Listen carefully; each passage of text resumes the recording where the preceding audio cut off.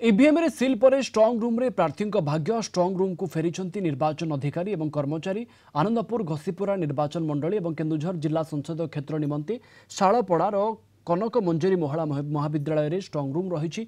EVM सबू shirting कर रखा स्ट्रंग रूम रे ईवीएम गुड़ी को त्रिस्तर सुरक्षा बलय भितर सुरक्षित भाव में रखा व्यवस्था होती। सीसीटीवी कैमेरा सहित पुलिस बाहिनी और अर्धसामरिक बाहिनी 24 घंटिया कड़ा नजर रे स्ट्रंग रूम रे ईवीएम गुड़िक रखा सब जगह आमर पुलिस डिप्लॉयमेंट होते माइक्रो ऑब्जर्वर्स थे एवं आमर समस्त सहयोग रे ए जो मतदान दिनटा बहुत बहुत सुंदर भाव में परिचालित हो।